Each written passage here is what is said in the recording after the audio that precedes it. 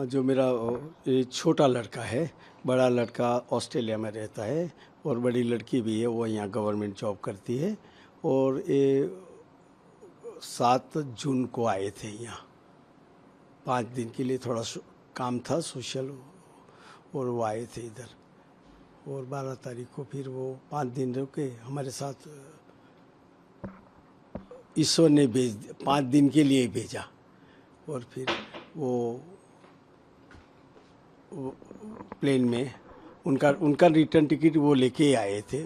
7 तारीख को आए, 12 तारीख को उनको जाने का था एयर इंडिया प्लेन से। कौन आपका मतलब परिवार में से कौन थे उस प्लेन में सफ़र कर रहे थे? मेरा छोटा रोजर क्रिश्चियन, वो और उसकी वाइफ रचना क्रिश्चियन, वो उसकी वाइफ थी, वो दोनों सफ़र कर रहे थे। सर लंदन में क्या करते थे? लंदन में वो केयर होम में मेरा सन ने और उसकी वाइफ दोनों जॉब करते थे एक साथ।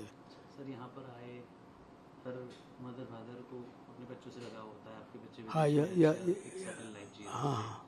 अचानक से आपके परिवार पर ये आफत आई, आपने जब खबर सुनी कि आपको पता चला आपका बेटा भी अभी जस्ट ट्रैवल किया उस प्लेन में, जैसे आपने खबर सुनी, क्या क्या बीती उस समय आप पर, क्या माहौल था सर उस समय?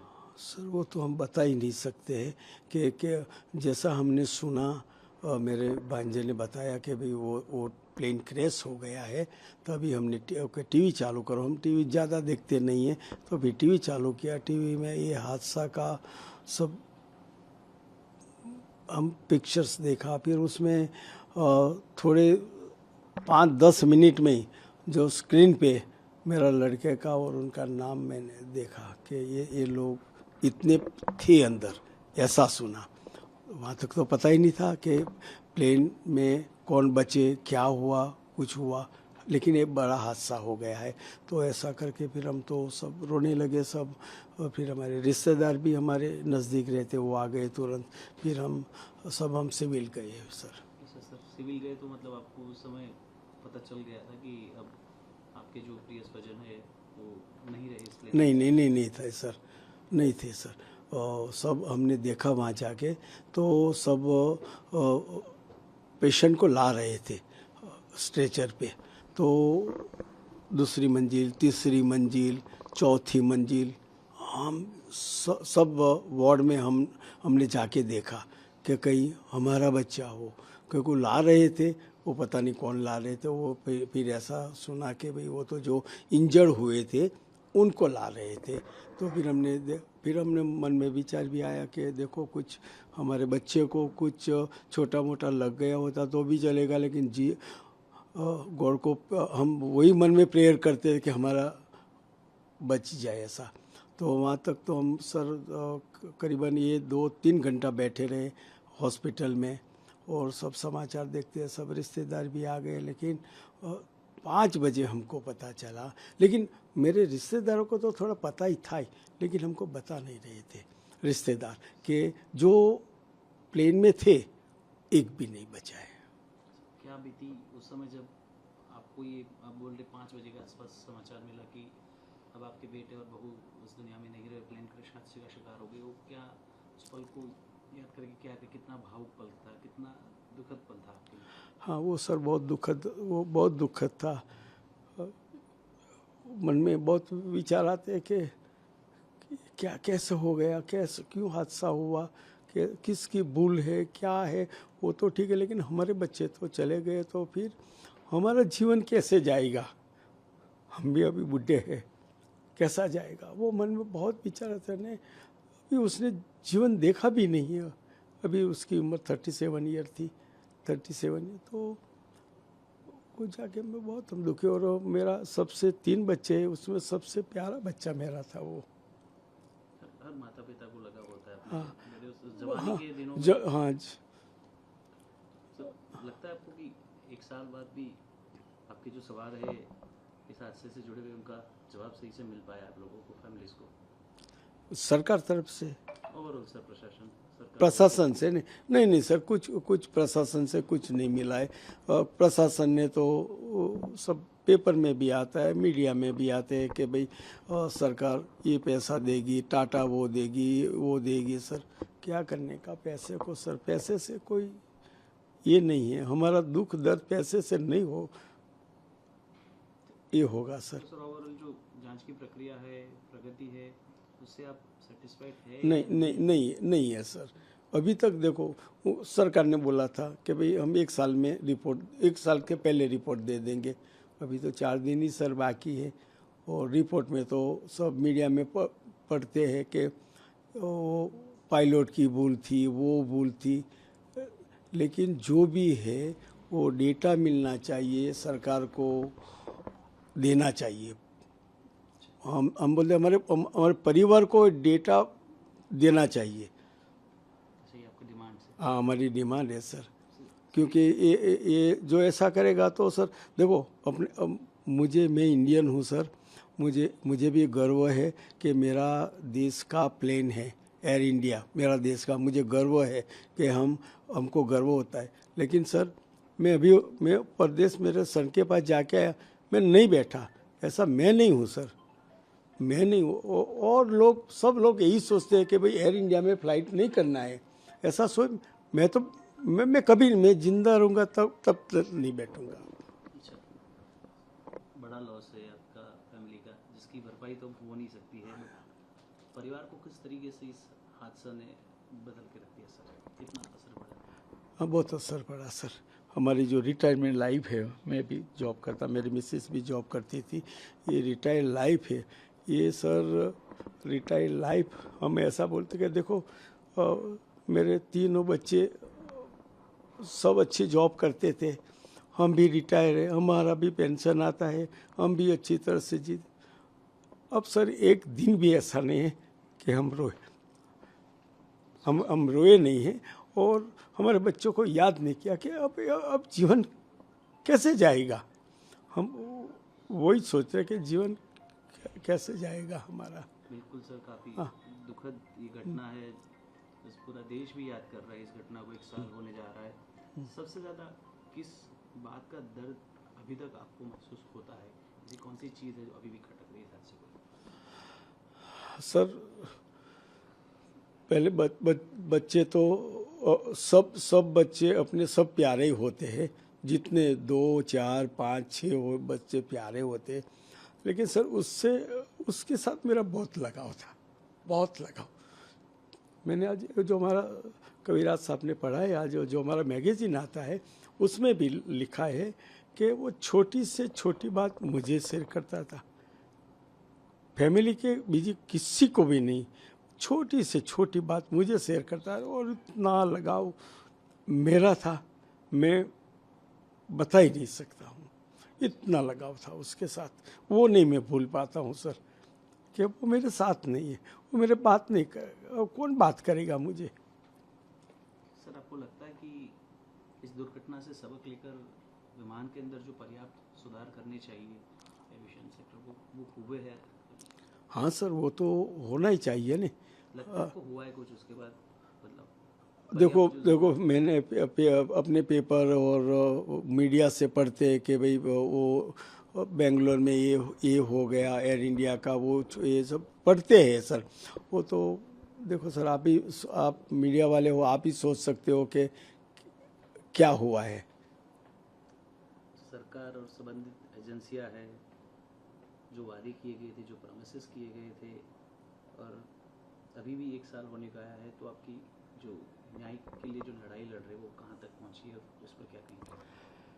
वो तो सर न्याय लड़ाई तो अभी इस बारे में तो मैं क्या बोलूँ सर, अभी चल रहा है। तो वो जो अच्छा होगा वो हम उसके साथ न्याय लड़ेंगे सर, सरकार के साथ। अभी तक तो सर कोई ऐसा कंक्लूजन पे नहीं पहुंचे कि हादसा किस वजह से हुआ, बट फिर भी आपको मन में एक सवाल है कि जिस किसी वजह से भी हुआ है, तो उनसे क्या एक सवाल पूछेंगे आप? किसको? दोबारा समझाओ। इस हादसे के लिए जो जिम्मेदार अभी तक तो किसी को हाँ। पर्टिकुलरली नहीं हाँ, नहीं ठहरा। हाँ हाँ, बट आपके मन में लगता है कि ये चीज़ें हो सकती थी, इसको सही से करते तो नहीं होता? हाँ, यस उन सर, लोगों यस से सर। आप क्या एक सवाल करना हाँ चाहेंगे? हाँ, यस सर। देखो, अपने पेपर भी पढ़ते, मीडिया में भी पढ़ते कि भाई ये जो स्विच है वो कट ऑफ हो गया है। कैसे हुआ वो तो पता नहीं, जब डेट आएगा तभी पता चलेगा कि किसी ने किया या नहीं किया, या इंजन का कुछ प्रॉब्लम था कि क्या हुआ, वो तो पता अपने को भी अभी नहीं, जहाँ तक वो डेटा नहीं देंगे गवर्नमेंट, वहाँ तक को किसी को भी पता नहीं चल। हम यही आशा रखते कि भाई आप सरकार से, प्रशासन से हमको न्याय मिलना चाहिए, हमें और सब परिवार को सर। सर, आप चाहते कि इस त्रासदी में जान गंवाने वाले लोगों को किस रूप से याद रखा जाना चाहिए? याद रखना चाहिए, देखो सर, हम एवरी डे हम प्रेयर रात को ही, सुबह में करते हैं, रात को करते हैं, फैमिली प्रेयर करते हैं, हम एवरी डे उसको याद करते हैं। ऐसा नहीं है कि प्रेयर मैं आपके लिए करूं, मेरे लिए करूं, मेरे बच्चे जो जिंदा है वो मेरे फैमिली में है उनके लिए करूं, ऐसा नहीं। ओवरऑल सर, आपके तो परिजन के जो आपके बेटे और बहू काफ़ी यंग एज में हाँ काफ़ी सारे लोगों ने जान गंवाई, हाँ। ओवरऑल उन लोगों को स्मृति में कैसे याद रखा जाए?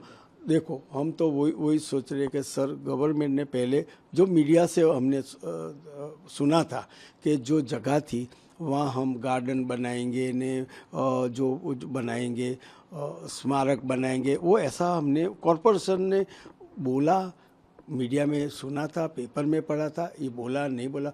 अभी तो हमने 1 हफ्ते पहले के 15 दिन पहले तो ऐसा ही सुना कि वहाँ तो 8 मंजिल की बिल्डिंग बनने वाली है, टाटा उनको पैसा देगी। सर मेरे पास फ़ोटो अभी बताओ सर, फॉरेन में एक्सीडेंट होता है, जो एक्सीडेंट होता है वो जगह जैसे ऐसा हादसा होता है वहाँ स्मारक बनाने का गवर्नमेंट परमिशन देती है।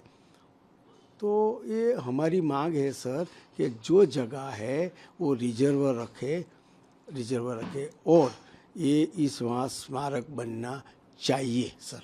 ये सब मेरी और सब परिवार की यही इच्छा होगी सर। जब वो प्लेन में यहाँ से गए तब तो उस वक्त में मैं नहीं गई थी उसको छोड़ने के लिए, लेकिन मेरा नी रिप्लेसमेंट हुआ था तो उसके पापा गए थे। तो अभी मन में ऐसा वो माहौल ऐसा था, तो उस वक्त में हमने एक फ़ोटो भी नहीं लिया, अभी मन में रह गया मेरा कि जब मेरे बच्चे गए तो उसके साथ एक फैमिली फ़ोटो भी नहीं लिया।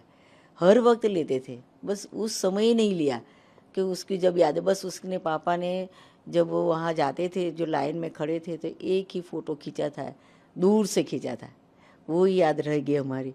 तो मैं याद करती थी क्यों ऐसा कि मन में सूझा भी नहीं आया कि हम फैमिली फ़ोटो खींच, वो जा रहे हैं तो खींचे, वो याद ही नहीं आया। अभी वो बहुत दुख हो रहा है उस बाबत में कि उसकी छिल्ली याद भी नहीं हमारे पास रही वो जाने की। माँ की आंखों से बेटा लंदन भी मतलब दूर घर से निकलता है तो भी मतलब माँ की आंखों से आंसू निकलते, बट अब तो इस दुखद हादसे में वो हमेशा के लिए आपको छोड़ के चले गए, तो एक माँ के तौर पर बहुत बहुत बहुत बहुत दुख है।